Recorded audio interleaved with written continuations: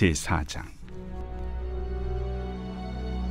그때 예수께서 성령에게 이끌려 마귀에게 시험을 받으러 광야로 가사 40일을 밤낮으로 금식하신 후에 줄이신지라. 시험하는 자가 예수께 나와서 내가 만일 하나님의 아들이거든 명하여 이 돌들로 떡덩이가 되게 하라. 기록되었을 때 사람이 떡으로만 살 것이 아니요 하나님의 입으로부터 나오는 모든 말씀으로 살 것이라 하였느니라. 이에 마귀가 예수를 거룩한 성으로 데려다가 성전 꼭대기에 세우고 내가 만일 하나님의 아들이거든 뛰어내리라. 기록되었으되 그가 너를 위하여 그의 사자들을 명하시리니 그들이 손으로 너를 받들어 발이 돌에 부딪히지 않게 하리로다 하였느니라. 또 기록되었으되 주 너의 하나님을 시험하지 말라 하였느니라. 마귀가 또 그를 데리고 지극히 높은 산으로 가서 천하만국과 그 영광을 보여 이르되 만일 내게 엎드려 경배하면 이 모든 것을 내게 주리라. 사탄아 물러가라. 기록되었으되 주 너의 하나님께 경배하고 다만 그를 섬기라 하였느니라. 이에 마귀는 예수를 떠나고 천사들이 나와서 수종되니라. 오늘 말씀의 시작을 보면 예수님께서 성령에 이끌려 이 사단의 시험을 받으시려고 광야에 가셨다라고 말씀하고 있습니다. 뭔가 좀 이상하지 않습니까? 우리가 성령님을 생각할 때 성령님은 시험을 막아주셔야 되고 보호해 주셔야 되는 것 같은데 이상하게도 성령께서 이끄셔서 예수님이 시험을 받도록 이 사단에게 또한 광야에 보내신 듯한 느낌을 받게 됩니다.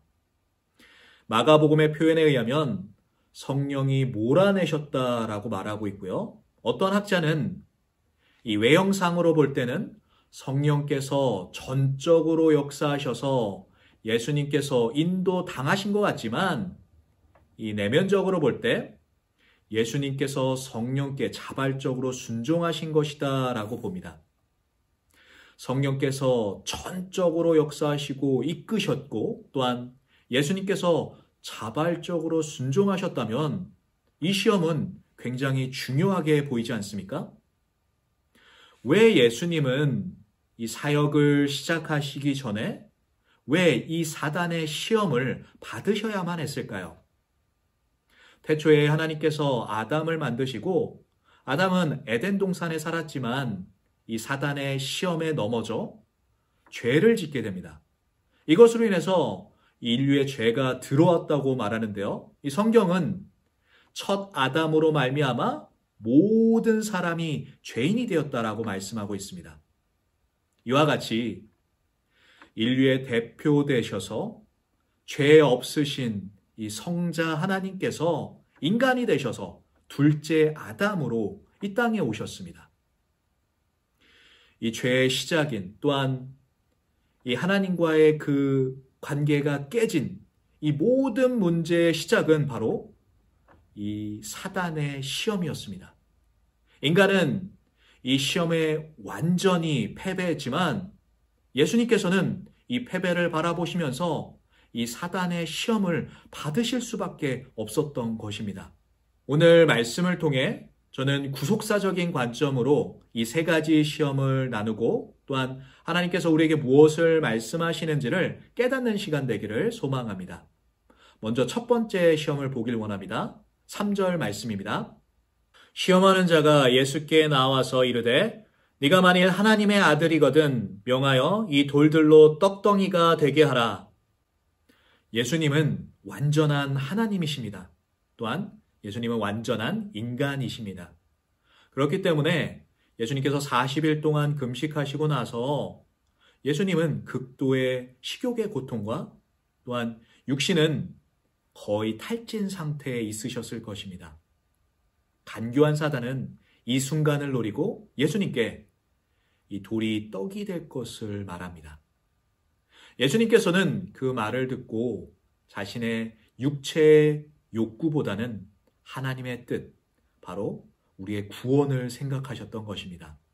4절 말씀입니다.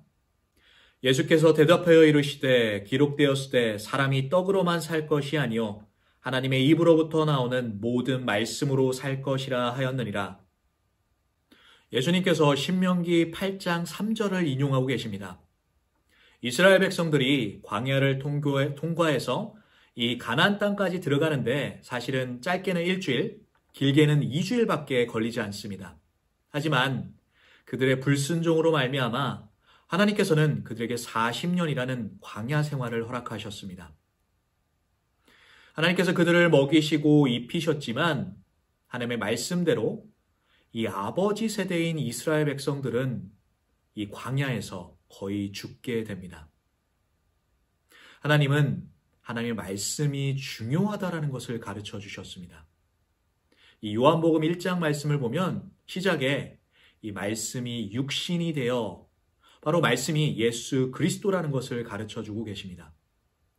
예수님은 나는 생명의 떡이다 라고 말씀하셨습니다. 우리가 살아가면서 먹고 사는 것이 중요하지만 우리가 생명의 떡이신 예수님 그 말씀을 사모하고 살아갈 때 이 모든 문제, 먹고 사는 모든 것들을 해결하시는 하나님을 경험하게 됩니다. 오늘을 살아가시면서 생명의 떡이신 주님을 더욱더 사모하고 주님을 더욱더 바라보시는 저와 여러분 되기를 소망합니다. 이제 우리는 두 번째 시험을 보길 원합니다. 5절 말씀입니다. 이에 마귀가 예수를 거룩한 성으로 데려다가 성전 꼭대기에 세우고 이르되 네가 만일 하나님의 아들이거든 뛰어내리라. 기록되었으되 그가 너를 위하여 그의 사자들을 명하시리니 그들이 손으로 너를 받들어 발이 돌에 부딪히지 않게 하리로다 하였느니라. 예수님께서 하나님의 말씀을 인용하셔서 사단에게 대답했던 것처럼 이제는 사단이 하나님의 말씀 시편 91편을 인용해서 예수님을 시험하고 있습니다. 우리가 여기서 조심해야 될 것은 우리가 하나님의 말씀을 알아야 하지만 바르게 알아야 합니다.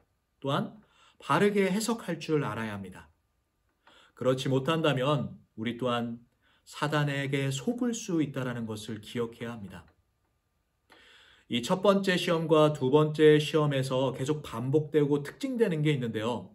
그것은 네가 만약 하나님의 아들이거든입니다. 사단이 예수님이 하나님의 아들이라는 것을 몰랐을까요? 그는 하나님의 아들뿐만 아니라 메시아라는 것을 알고 있었습니다. 바로 예수님께서 하나님이시고 인간으로 오셨다라는 것을 알았기 때문에 그는 인간으로서 느낄 수 있는 그 욕구와 욕망을 시험했던 것입니다. 이 말씀을 보니까 이 성전 꼭대기에서 뛰어내리라 라고 시험하고 있습니다. 예수님께서 만약에 그곳에서 뛰어내린다면 많은 군중들은 메시아를 기다렸기 때문에 예수님을 보면서 그것을 표적으로 보았을 것입니다. 또한 메시아로 믿었을 것입니다.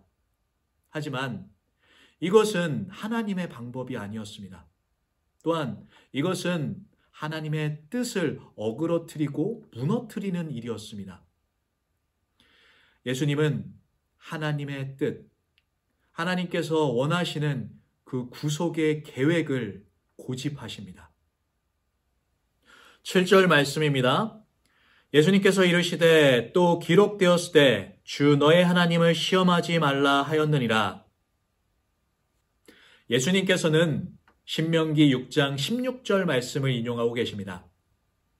이 말씀의 배경을 보면 이스라엘 백성이 무리바 물사건 가운데 여호와께서 우리 중 가운데 계시는가 안 계시는가 하나님의 능력을 시험하고 있을 때 모세는 주 너의 하나님을 시험하지 말라라고 말하고 있습니다.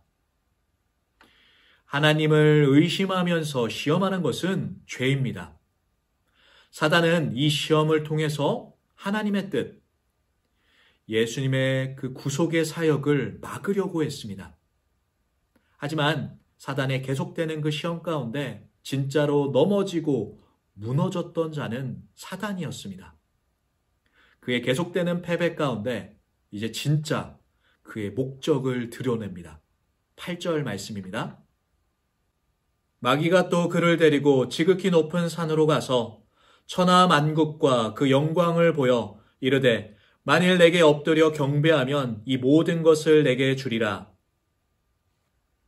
이제 사단의 속내를 완전히 드러냅니다. 그것은 바로 자신이 하나님이 되려는 것입니다. 이런 사단에게 예수님께서 말씀하십니다. 사단아, 물러가라.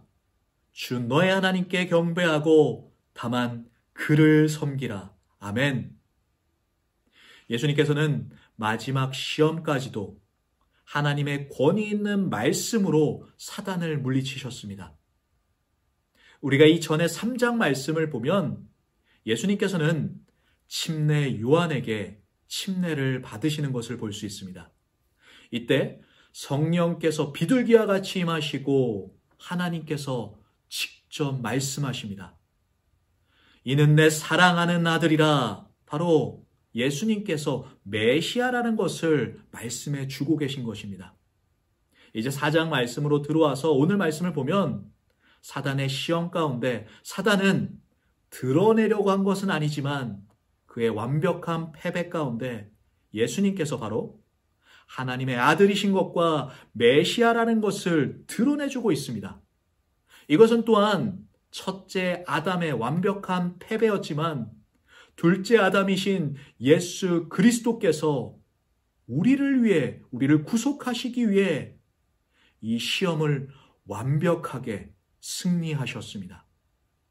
이 승리는 더 나아가 우리를 끝까지 사랑하셔서 십자가의 그 고통까지도, 그 아픔까지도 담당하셨고 죽음을 이기시고 우리에게 부활의 신앙을 허락하셨습니다. 히브리서 2장 말씀을 보면 자기가 시험을 받아 고난을 당하셨은즉 시험받는 자들을 능히 도우시니라.